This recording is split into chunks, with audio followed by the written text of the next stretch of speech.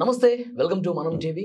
ప్రస్తుతం స్టూడియోలో ఉన్నారు సీనియర్ జర్నలిస్ట్ కిరణ్ గారు. మాట్లాడదాం వారితో. కిరణ్ గారు నమస్కారం సార్. నమస్తే అండి. కిరణ్ గారు, కర్ణాటక రాష్ట్రం ధర్మస్థల శ్రీ మంజునాథుడి క్షేత్రం, అది శ్రీ క్షేత్రం అంటారు. ఆ ధర్మస్థలలో అక్కడ నేత్రావతి నదీ తీరంలో కొన్ని వందల మంది మహిళలు యువతుల్ని అత్యాచారం చేసి చంపేసి పడేశారు. అక్కడ పారిశుద్ధ్య కార్మికుడిగా పనిచేసినటువంటి మాజీ ఉద్యోగి పోలీసుల ముందుకొచ్చి ఆరోపణలు చేస్తూ ఆయన మాట్లాడారు. ఆయన కేసు కూడా నమోదు చేసిన పరిస్థితుంది. ఈరోజు సిట్ కూడా ఏర్పాటు చేశారు అక్కడ ప్రభుత్వం. సిట్ అధికారుల నేతృత్వంలో మొత్తం తవ్వి చూస్తూ ఉన్నారు. నేను ఎక్కడ పాతి పెట్టాను, ఏం చేశాను అనేది కూడా ఆయన మొత్తం చూపిస్తూ ఉన్నాడు, వెతుకుతూ ఉన్నారు. ఈ వార్త విన్న తర్వాత అసలు ఏమనిపించింది సార్ మీకు? ఆ ధర్మక్షేత్రంలో, ధర్మస్థలలో ఇన్ని అరాచకాలు జరిగినాయా? కొన్ని సినిమాలు చూసినప్పుడు ఇలా ఇంత దారుణంగా జరుగుతాయా? సినిమా కదా, సినిమా కాబట్టి ఇలా పెట్టారు, వాస్తవానికి ఇంత దారుణంగా ఉండదులే అనుకునేవాడిని. కానీ సినిమా ఫక్కీలో మొత్తం జరిగిందండి. దాదాపు 10 ఏళ్ల పాటు అమ్మాయిలు కనిపించకుండా పోతే అక్కడ వాళ్ళు చెప్పిన అంశం ఏంటంటే విరక్తితోటి ఇక్కడికి వచ్చి ఆత్మహత్యలు చేసుకుంటున్నారు అని చెప్పారు. ఆ పాలక మండలికి సంబంధించిన వాళ్ళు ఇవాళ విస్తుపోయే నిజాలు బయటకు చెప్తున్నాడు. ఆ విజిల్ బ్లోయర్ అతను 10 ఏళ్ల తర్వాత మళ్ళీ ఇక్కడికి వచ్చి, అంటే ఇది 20 ఏళ్ల నుంచి జరుగుతోంది ఇది అకృత్యాలు. 2014లో అతను వెళ్ళిపోయాడు. వెళ్ళిపోయిన తర్వాత ఇప్పుడు మళ్ళీ వచ్చాడు అతను. అంటే దాదాపు అంతకుముందు 2006 నుంచి 14 వరకు, కొంచెం నాకు ఆ డేట్స్ 95 నుంచి అండి సార్, 95 నుంచి 2014 వరకు, 95 నుంచి 2014 వరకు, అంటే 20 ఏళ్ల పాటు అకృత్యాలు జరిగినాయి అని అతను చెప్తున్నాడు కదా. ఈ 10 ఏళ్ల పాటు కూడా జరిగి ఉంటాయి కదా. అవును. అప్పటి నుంచి వీళ్ళని పట్టుకోలేదు. అంటే 30 ఏళ్ల పాటు ఒక స్కామ్ ఏదో జరుగుతుంది, ఒక అత్యాచార స్కామ్ ఏదో జరుగుతుంది అక్కడ. పసిపిల్లల్ని, టీనేజ్ అమ్మాయిల మీద ఫోకస్ చేశారు. ఏం జరుగుతుందనేది ఇవాళ ప్రపంచం మొత్తానికి ఈ విషయం ఇవాళ కర్ణాటక నుంచి ఆంధ్రప్రదేశ్, తెలంగాణ, తమిళనాడు దాటి నార్త్కి వెళ్ళి ఇటువైపు పాకిస్తాన్ మీడియాలో, చైనా మీడియాలో కూడా ఈ వార్త వస్తుంది. ఇప్పటి వరకు సిట్ ఏమీ స్పందించిన దాఖలాలు.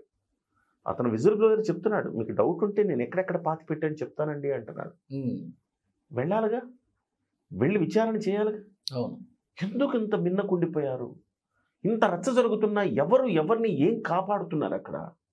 చట్టం, న్యాయం, ధర్మం, వ్యవస్థలన్నీ కట్టకట్టుకుని మోకరెళ్ళిపోయినాయా?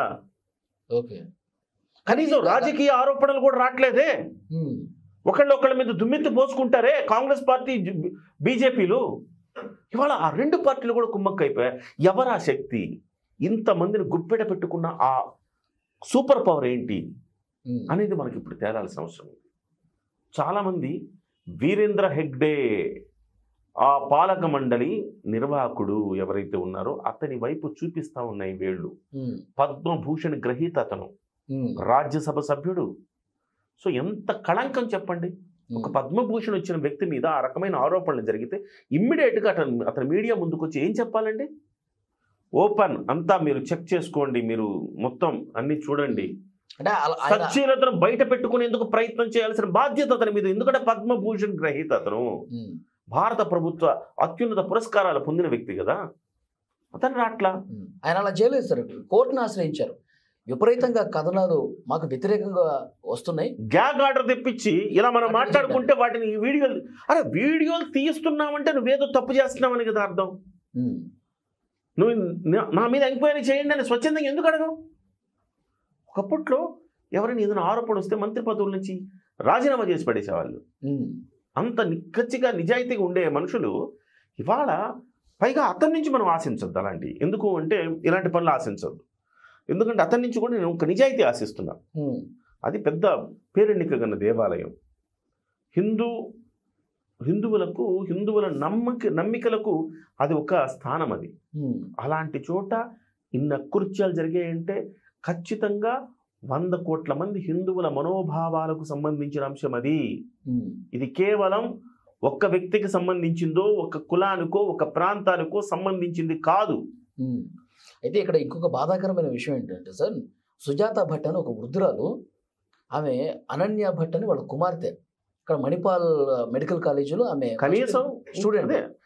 ఆ సుజాత భట్, అనన్య భట్ ఎప్పుడో ఆ ఆలయంలో తిరుగుతూ తప్పిపోయింది. తప్పిపోతే జాడ లేదు. 2003వ సంవత్సరం 2003 సంవత్సరంలో వాళ్ళ అమ్మగారు వచ్చి ఇక్కడికి వెతుక్కుంటుంటే ఎవరు కనీసం పోలీస్ స్టేషన్లో కేసు తీసుకోలేదు. పైగా ఆమె మీద దాడి చేశారట, మెడబెట్టి గంటారంట. సో ఆమెకి ఇప్పుడు ఏం చేయాలో అర్థం కాదు. పైగా ఆమె సిబిఐ ఆఫీసులో పనిచేస్తుంది. సిబిఐ ఆఫీసులో పనిచేసే ఆమెకే అక్కడ అవకాశాలు లేవంటే ఎంత పెద్ద శక్తులు వ్యక్తులు అక్కడ పనిచేస్తున్నారో మనం అర్థం చేసుకోవచ్చు. అలాంటి ఆమె పాపం చాలా బాధ, అంటే హృదయం అసలుకి గగురు పొడుస్తా ఉంది, ఒళ్ళు గగురు పొడుస్తా ఉంది. కొన్ని వందల మందిని చంపేసి పూడ్చిపెట్టారంటే అసలు మిస్సింగ్ కేసులు నమోదు అవటం కానీ దాని మీద ఇన్వెస్టిగేట్ చేయడం కానీ. ఇది హిట్ 3 సినిమా ఉన్న హిట్ 1, హిట్ 2, హిట్ 3 వస్తుంటాయి కదా, నాకు హిట్ 4 సినిమా తీయాలేమో దీని మీద అనిపిస్తుంది నాకు. అంత దారుణం ఈ మిస్టరీ మరణాలు ఎందుకు, ఏం జరుగుతోంది. ఇంకొకటి కూడా నాకు అర్థం కాని విషయం, ఒక సుజాత భట్టే ఎందుకు వచ్చింది. ఇప్పుడు వచ్చి సుజాత భట్ నేను కేసు నమోదు చేస్తా ఇప్పుడన్నా తీసుకోండి, 20 ఏళ్ళు అయిపోయింది, 22 ఏళ్ళు అయింది తన కూతురు మాయమైపోయి. ఇవాళ వరకు ఎవరు దానికి సమాధానం చెప్పేవాళ్ళు లేరు. సో ఇవాళ వచ్చి కేసు నమోదు చేస్తానంటుంది, కేసు తీసుకోవట్లా. అలాగే ఆ సౌజన్య అనే ఒక అమ్మాయి, ఆ అమ్మాయి విషయంలో 2014లో ఏమో జరిగినట్టుంది, 17లోనూ. ఆ అమ్మాయిని కూడా ఆ రకంగానే రేప్ చేసి చంపేశారనేది ఆరోపణలు. ఎవరినో పట్టుకొచ్చారు, లోపల పెట్టారు, 4-5 ఏళ్ల తర్వాత వాళ్ళు నిర్దోషులను వదిలేశారు. అసలు దీంట్లో దోషులు ఎవరనేది తేల్చలేకపోయింది పోలీసు యంత్రాంగం మొత్తం కూడా. ఇందులో ఒకటి అర్థమవుతోంది, మరి ఇలాంటి పరిణామం జరిగినప్పుడు యావత్ దేశం కూడా స్పందించాల్సిన అవసరం ఉంది దీని మీద. ఇప్పటి వరకు నాకు తెలిసి రావాల్సినంత స్పందన రాలేదేమో అనిపిస్తుంది. మీడియా చేస్తున్నా గ్యాగ్ ఆర్డర్ తెచ్చి వాళ్ళు దాన్ని వీడియో డిలీట్ చేస్తున్నారు అంటే వాళ్ళకి ప్రజల్లోంచి స్పందన రావాల్సిన అవసరం ఉంది. ఇలాంటి మీడియా వీడియోలు చూసిన తర్వాత అయినా కానీ ప్రజలు స్వచ్ఛందంగా స్పందించి దీని మీద ఒక పెద్ద ఎత్తున హెసిటేషన్ చేయాల్సిన అవసరం ఉంది. పవన్ కళ్యాణ్ గారు దీని మీద రియాక్ట్ అయితే ఇంకొంచెం బాగుంటుందేమో అని చెప్పి అభిప్రాయం కొంతమందికి. ఏమంటారు? బహుశా పవన్ కళ్యాణ్ గారి దాకా ఈ అంశం వెళ్ళిందో లేదో నాకు తెలియదు. బహుశా వెళ్ళుంటే ఖచ్చితంగా ఆయన స్పందిస్తారు. గతంలో కూడా మన ఆంధ్రప్రదేశ్ నుంచి కూడా ప్రభుత్వంలో లెక్కలు చాలా చూపిస్తున్నారు, కానీ దానికి ఆధారాలు భక్తులు వెళ్తారు సార్ శ్రీశైల క్షేత్రం అంటే. డెఫినెట్గా ఇది హిందువుల నమ్మికకు సంబంధించిన అంశం, మనోభావాలకు సంబంధించిన అంశం కాబట్టి దానికి ఒక క్లారిటీ రావాల్సిన అవసరం ఉంది. దాంట్లో ఆ సచ్ఛీలత్వ అనేది నిరూపించాల్సిన అవసరం ఉంది. అవసరమైతే ఆ ట్రస్ట్ని రద్దు చేసి ప్రభుత్వ ఆధ్వర్యంలో తీసుకోవాల్సిన అవసరం ఉంది. ఎందుకంటే వాళ్ళ ట్రస్ట్ మీద ఆరోపణలు ఉన్నాయి. ఏం చేస్తారు? ఇమ్మీడియట్గా మిమ్మల్ని తొలగించి దర్యాప్తు చేస్తారు కదా. పోలీసులైనా అంతేనా? ఒక ఎస్పీ మీద ఆరోపణలు వచ్చినాయి, ఆయన అదే డ్యూటీలో ఉంచి చేయరు కదా, ముందు ఆయన తీసేసిగా చేస్తారు. అట్లా ధర్మస్థలుడు ముందుగా ఇమ్మీడియట్గా ఈ పాలక మండలి మీద చర్య తీసుకోవాలి, అట్లీస్ట్ పాసిఫై చేయాలి. ముందు వాళ్ళు వీటిని ప్రభావితం చేయకుండా చేయాలి. కానీ ఎక్కడ యంత్రాంగం కదలట్లేదు కదా. అంటే కొంతలో కొంత ఇవి నిజాలా కాదా ప్రాథమికంగా నిర్ధారించుకుని చర్యలు తీసుకుందాం. ఇక్కడ ప్రాబ్లం ఏంటంటే నేను ఇంకొక కోణంలో చెప్తున్నా, సుజాత భట్ ఒక్కటే ఎందుకు వచ్చింది? చాలామంది అమ్మాయిలు మిస్ అయ్యారు కదా, ఆ తల్లిదండ్రులందరూ ఎందుకు రావట్లేదు? ఇంత పెద్ద ఇష్యూ జరిగిన తర్వాత మా పిల్లలు కూడా అక్కడ మిస్ అయ్యారని రావట్లేదు కదా వాళ్ళు అనేది ఇంకొక క్వశ్చన్ రైజ్ అవుతుంది. అంటే వీళ్ళు చెప్పేది అబద్ధమా అనే క్వశ్చన్ రైజ్ అవుతుంది. అబద్ధమా అనేదన్నా నిరూపించాలి కదా అంటా నేను. ఇప్పుడు వాడేమంటున్నాడు, వాడు స్కెలిటన్ స్కల్లో తీసుకెళ్ళి అంట బ్యాగ్లో ఇదిగోండి అని చెప్పి చూపించాడంట. చూపిస్తా విజిల్ బ్లోయర్, నేను పలానా చోట పాతి పెట్టాను రండి మీకు చూపిస్తానన్నా అంట. మీరు వెళ్ళాలి కదా అక్కడికి, మీరు వెళ్ళి వాడు చెప్పేది నిజమా కాదా అనేది తేల్చాలి కదా. ఇన్ని రోజులు ఎందుకు మీనమేషాలు లెక్కిస్తున్నారు? ఇప్పుడు అంటే ఆధారాల్ని మనం మొత్తం మాయం చేసిన తర్వాత ఇమ్మీడియట్గా అతను కంప్లైంట్ చేసిన తర్వాత వెళ్ళి ఇది అబద్ధం బాబు అని చెప్పేస్తే ఈ డిలే చేయడానికి అక్కడ ఆధారాలు ధ్వంసం చేయడానికి ఆస్కారం. అదే ఈ డిలే చేసిన తర్వాత వెళ్ళి మీరు అక్కడికి తీసుకెళ్లి ఆధారాలు లేవని చెప్పినా కానీ ప్రజలు నమ్మే పరిస్థితులు లేరు. ఓహో వీళ్ళు ఏదో మేనేజ్ చేశారు అని అనుకుంటారు కదా. సో ఇక్కడ కర్ణాటక ప్రభుత్వము దోషిగా మిగులుతోంది ఇక్కడ. అలాగే దక్షిణ కన్నడ జిల్లాల్లో బీజేపీ చాలా బలంగా ఉంటుంది. సో కేంద్ర ప్రభుత్వం దీని మీద జోక్యం చేసుకోవాలి.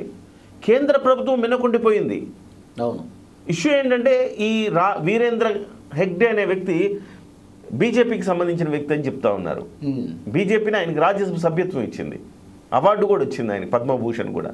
అలాంటప్పుడు బీజేపీ ఆ విషయంలో అందుకోసం బీజేపీ కామ్ అయిపోయిందా? ఇటు ప్రభుత్వం కామైపోయింది. అంటే రెండు అధికార ప్రతిపక్షాలు కుమ్మక్కైపోతే ప్రజలకు ఎంత న్యాయం జరిగే అవకాశం అస్సలు లేదు. అధికార ప్రతిపక్షాలు కుమ్మక్కయ్యాయి, ప్రభుత్వ యంత్రాంగాలన్నీ కూడా మోకరిల్లిపోయాయి. ఇలాంటప్పుడు వాస్తవాలు జనానికి ఎట్లా తెలుస్తాయి? మీడియా ఒకవైపు గొంతెత్తి అరుస్తుంటే, గ్యాగాడుతుంటే మీడియా గొంతు నొక్కే ప్రయత్నం చేస్తూ ఉన్నారు. సో ఎప్పటికీ దీనికి ఒక పరిష్కారం వస్తుంది? వెంటనే ఇది పవన్ కళ్యాణ్ గారు స్పందించాల్సిన అవసరం లేదు, కానీ నేను అంటాం ఏంటంటే ప్రధానమంత్రి నరేంద్ర మోదీ గారు దీని మీద ఒక ఎంక్వైరీ కమిషన్, సిబిఐ ఎంక్వైరీకి వెళ్ళాలి. సిట్టు పరిధిలో జరిగేది కాదు ఇది. దీన్ని ప్రాంతాలకు అతీతంగా బయట నుంచి ఆఫీసర్లు వచ్చి, స్ట్రిక్ట్ ఆఫీసర్లు వచ్చి దీని మీద ఎంక్వైరీ చేయాలి. అప్పుడే దీంట్లో వాస్తవాలు వెలుగులోకి వస్తాయి. లేదంటే ఇక అనవసరమైన మచ్చ ఆ టెంపుల్ మీద పడుతుంది. నా బాధ అంతా ఏంటంటే ఒక హిందువుగా అలాంటి మచ్చలు అలాంటి టెంపుల్స్ మీద పడకూడదు. ఎంతో అద్భుతమైన పవిత్రమైన క్షేత్రం అది.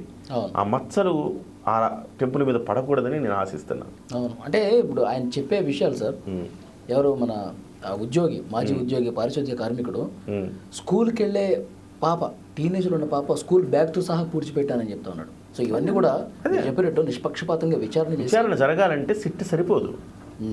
జాతీయ స్థాయిలో ఒక నిష్పాక్షికమైన దర్యాప్తు జరగాలంటే సిబిఐ ఎంక్వైరీ లాంటిది వెయ్యాలి. పార్టీలకు అతీతంగా ఉండే అధికారాన్ని అక్కడ నియమించాలి. స్ట్రిక్ట్గా అతని యొక్క క్యాలిబర్ అంటే అతని యొక్క కెరీర్ మొత్తంలో కూడా అతను ఎంతో కొంత ఇలాంటి ఛేదించిన అధికారాన్ని వేయాలి. అప్పుడే న్యాయం జరుగుతుంది. ప్రజల ముందు ఒక్క అంశం మీకు తెలియజేస్తున్నావాలి. న్యాయం చేయడం ఎంత ముఖ్యమో న్యాయం జరిగిందని చెప్పడం కూడా అంత ముఖ్యం.